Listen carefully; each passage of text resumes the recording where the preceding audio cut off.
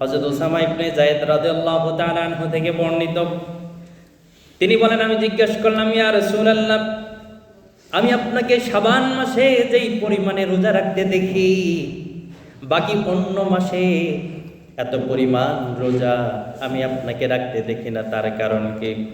রাসূল সাল্লাল্লাহু আলাইহি সাল্লাম বলেন, শাবান হচ্ছে রজব এবং রমজানের মধ্যবর্তী একটি মাস। এই মাসটাকে মানুষ অবহেলায় কাটিয়ে দেয়, সেই জন্য অবহেলায় যেন এই মাসটা পড়ে না থাকে, আমি এই মাসে বেশি বেশি রোজা রাখি। আর আরেকটি কারণ হচ্ছে, বছরে শাবান মাসে বান্দার যত আমলনামা আছে, সেই আমলনামাগুলো আল্লাহ রাব্বুল আলামিনের দরবারে উপস্থাপন করা হয়। আমি চাই আমার আমলনামা যেন আল্লাহর কাছে রোজাদার অবস্থায় উপস্থাপন করা হয়। সুবহানাল্লাহ। কেন রোজাদার অবস্থায় উপস্থাপন করার জন্য রাসূল প্রস্তুতি নিলেন? কারণ রোজা হচ্ছে আল্লাহ রাব্বুল আলামিনের অন্যতম একটি প্রিয় আমল, যে রোজার ব্যাপারে আল্লাহ তাআলা রাসূলের মাধ্যমে হাদিসে কুরসিতে জানিয়ে দিচ্ছেন, আস-সাওমু লি ওয়া আনা আজজি বিহি, রোজা আমার জন্য বান্দা রাখে আর আমি আল্লাহ স্বয়ং নিজেই এই রোজার প্রতিদান দিব। পড়ুন সুবহানাল্লাহ। রাসূল বলছেন, এই মাসে আমার আমলনামা যেহেতু আল্লাহর সামনে উপস্থাপন করা হবে, আল্লাহ তাআলা যেন আমাকে রোজাদার অবস্থায় পেয়ে আমার উপর খুশি হয়ে যায়, সেই জন্য আমি এই মাসে বেশি বেশি রোজা রাখি। শাবান মাসকে বলা হয় রমজানের প্রস্তুতিমূলক একটা মাস। যেহেতু রমজান মাস হচ্ছে মুমিনদের ইবাদতের একটা মৌসুম, আর মৌসুম যখন আসে, মৌসুম আসার আগে কিছু প্রিপারেশন নিতে হয়, প্রস্তুতি নিতে হয়। এই প্রস্তুতির মাস হচ্ছে শাবান মাস। কেমন প্রস্তুতি? দেখেন, যারা ব্যবসায়ী, সিজনাল কিছু সময় তাদের বিশেষ একটা প্রস্তুতি থাকে। যেমন ফলের মৌসুম ধরার আগে তারা তাদের টাকা পয়সাকে গোছায় নেয়, কিভাবে ভালো অ্যামাউন্ট নিয়ে ব্যবসায় নামা যায়।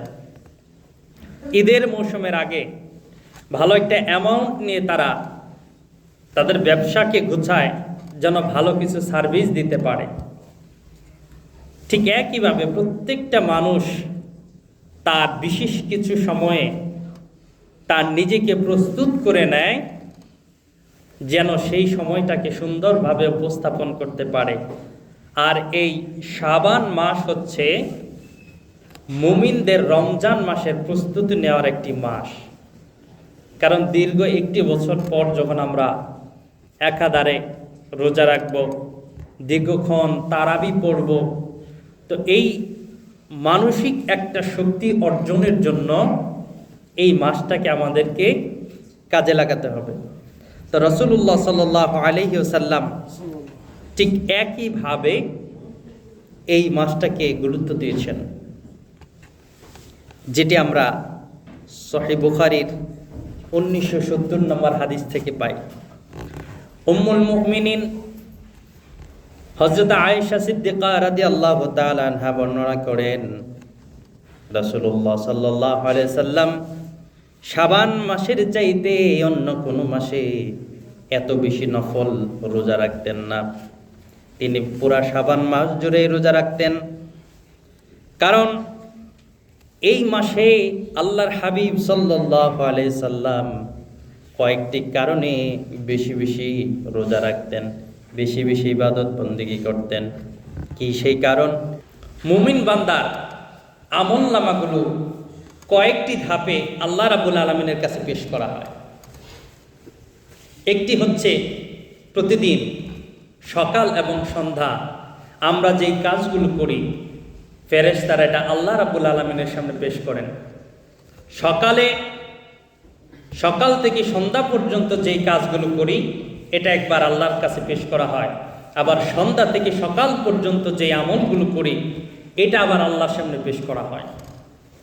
2 নাম্বার হচ্ছে প্রতি সপ্তাহে সোমবার এবং বৃহস্পতিবার সাপ্তাহিক আমাদের আমলনামা আমরা কি কি আমল করি, ভালো কাজ করি নাকি মন্দ কাজ করি, এই আমাদের আমল নামাগুলো আল্লাহর সামনে উপস্থাপন করা হয়। সেই জন্য রাসূল সাল্লাল্লাহু আলাইহি সাল্লাম প্রতি সোমবার এবং বৃহস্পতিবার রোজা রাখতেন। এই 2 দিন রোজা রাখা সুন্নাত। 3 নাম্বার হচ্ছে শাবান মাসে মুমিনদের বাৎসরিক যেই আমল নামার হিসাব, সারা বছর আমরা কিভাবে কাটিয়েছি, ভালো পথে নাকি খারাপ পথে, এই আমল নামার হিসাব আল্লাহ রাব্বুল আলামিনের দরবারে উপস্থাপন করা হয়। 3টা পদ্ধতিতে উপস্থাপন করা হয়। সেই জন্য রাসূল এই মাসে যেহেতু আমল নামা আল্লাহর কাছে উপস্থাপন করা হয়, এই মাসটাকে ইবাদতের মাস হিসেবে বেছে নিয়েছেন। দেখেন, উদাহরণস্বরূপ যদি আমরা বলতে পারি যে আপনি কোনো একটা কোম্পানিতে কাজ করেন, সারা বছর আন্তরিকতার সাথে, পরিশ্রমের সাথে, একনিষ্ঠতার সাথে আপনি কাজ করেই যান, কিন্তু এমন একদিন দেখা গেল যে আপনার কোম্পানির যে মালিক, সেই মালিক কোম্পানি ভিজিট করতে আসবে। যেদিন মালিক ভিজিট করতে আসবে সেদিন যদি আপনাকে কাজে না দেখে, গল্প গুজব, হাসির তামাশায়, আড্ডায় দেখে, তাহলে কি আপনার উপর সন্তুষ্ট হবে? হবে না।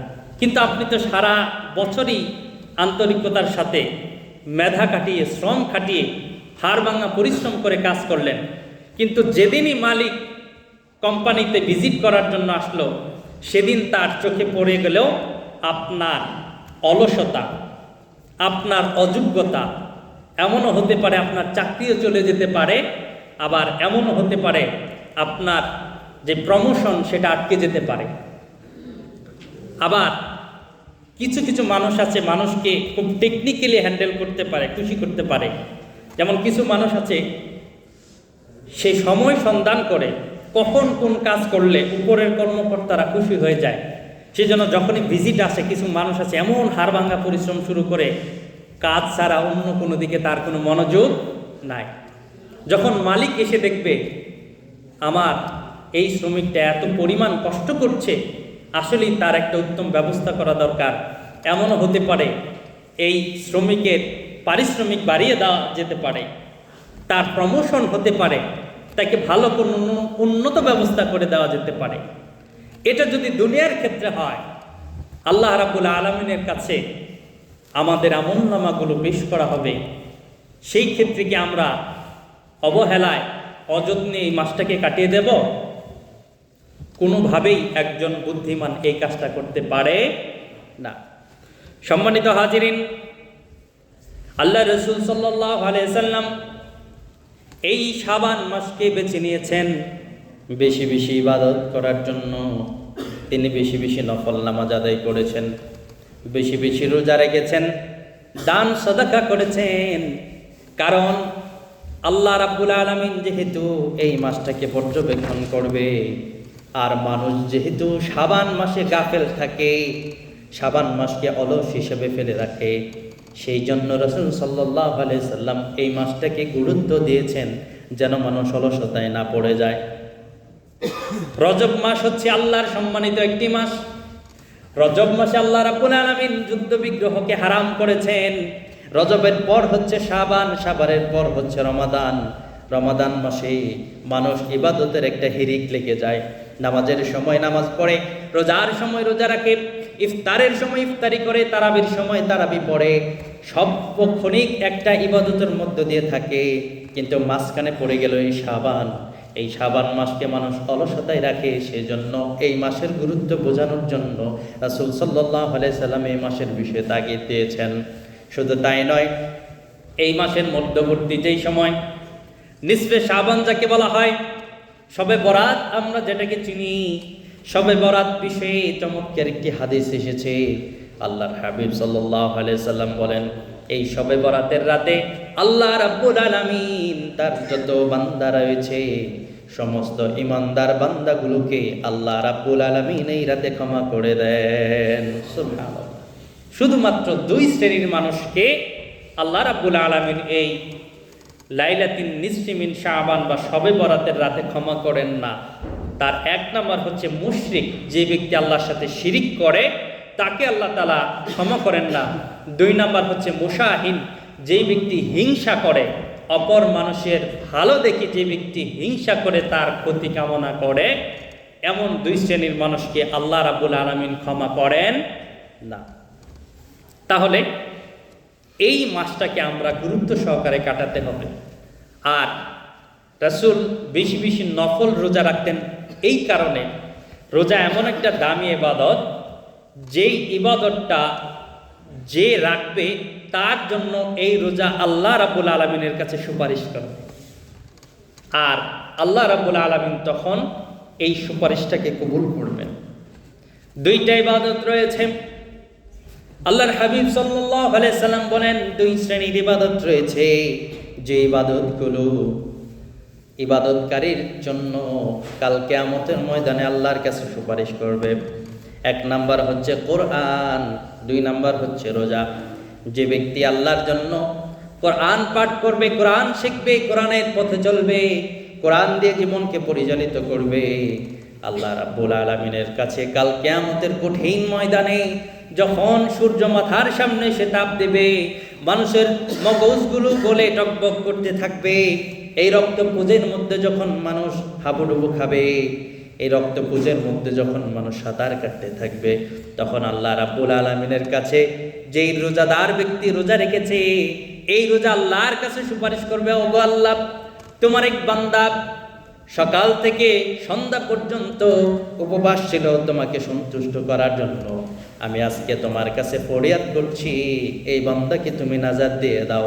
আল্লাহ রাব্বুল আলামিন তখন রোজার যেই সুপারিশ রয়েছে সেই সুপারিশটাকে কবুল করবেন, সঙ্গে সঙ্গে আল্লাহ রাব্বুল আলামিন ওই বান্দাকে নাজাত দান করে দেবেন। সুবহানাল্লাহ। দুই নম্বর হচ্ছে কোরআন। কোরআন কারীম আল্লাহর কাছে সুপারিশ করবে, ওগো আল্লাহ, তোমার এই বান্দা কোরআন দিয়ে জীবন গঠন করেছে, তোমার এই বান্দা কোরআন তেলাওয়াত করেছে, কোরআনের মধ্যে মনোনিবেশ করেছে, তোমার কোরআনকে পড়েছে, কোরআনকে শিখেছে, কোরআনের জন্য সময় দিয়েছে, আমি আজকে তোমার কাছে কোরআন সুপারিশ করছি। কোরআন যখন আল্লাহর কাছে সুপারিশ করবে, আল্লাহ রাব্বুল আলামিন কোরআনের সুপারিশের কারণে ওই বান্দাকে নাজাত দান করে দেবেন। সুবহানাল্লাহ। তাহলে এই মাসে অবহেলা না করে চেষ্টা করতে হবে আমাদের নফল রোজা আদায় করতে। যদি আমরা বেশি নফল রোজা না রাখতে পারি, তাহলে টার্গেট করব সোমবার এবং বৃহস্পতিবার রোজা রাখার জন্য, অথবা প্রতি আরবি মাসের 13, 14 এবং 15 তারিখ, যেটাকে আইয়ামে বীজ বলা হয়, এই আইয়ামে বীজে রোজা রাখার জন্য, অথবা শুক্রবার দিনে রোজা রাখার জন্য। আল্লাহ রাব্বুল আলামিন আমাদেরকে তৌফিক দান করুক, সকলে পড়ুন আমিন। 2 নাম্বার হচ্ছে রমজান মাসের জন্য আমাদের নিয়তকে পরিশুদ্ধ করতে হবে, আল্লাহর কাছে সাহায্য চাইতে হবে। রাসূল সাল্লাল্লাহু আলাইহি সাল্লাম দোয়া করতেন, আল্লাহুম্মা বারিক লানা ফি রজব ওয়া শাবান ওয়া বাল্লিগনা রমাদান।